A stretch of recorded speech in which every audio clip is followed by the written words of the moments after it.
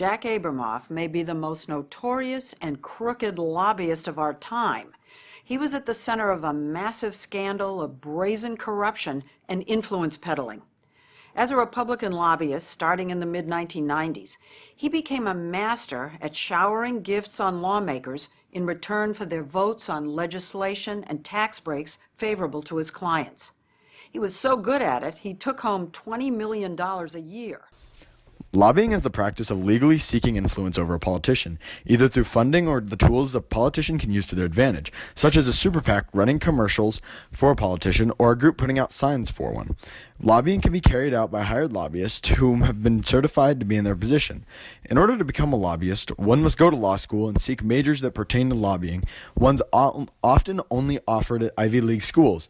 In the last 100 years, the United States has gone from a country with little to no lobbying to now a multi-trillion-dollar industry, with most government funding going towards the company that has the most to offer, which is usually flaunted through the way a company lobbies. How many congressional offices did you actually own?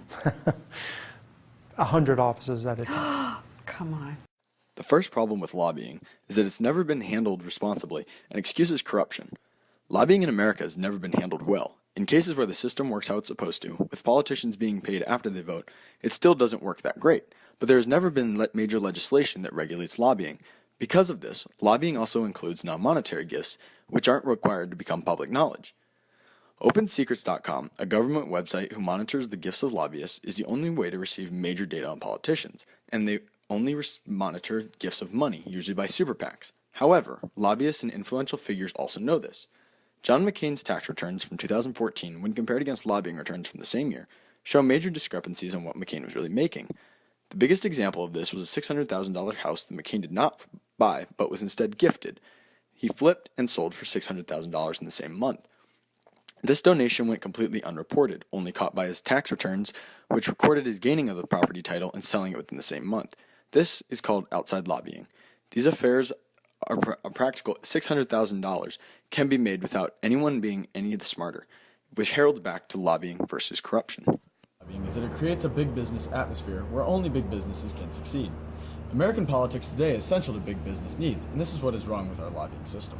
Instead of being based on capitalist values consistent with what we base our economy off of, lobbying in America only works for one person, that being the person at the top. Wall Street Journal reports a 22,000% return rate on each dollar spent on lobbying. This system instead should lend a hand to the small businesses looming in the darkness of megacorporations who fit lobbying currently into their quarterly budgets. People who pay politicians make themselves richer as a byproduct of the money that they dump into Washington. This scheme is exactly what corruption works off of, however this is technically legal.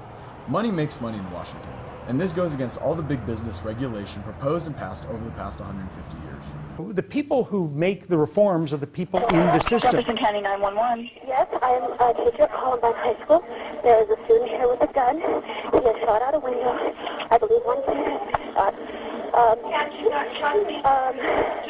I've been Columbine High School. Suddenly, the animals in Prince William Sound were fighting for their lives. There were otters that were completely coated with oil. There were birds flapping in the water that couldn't get airborne because of the oiled feathers and such. It was truly a horrific scene.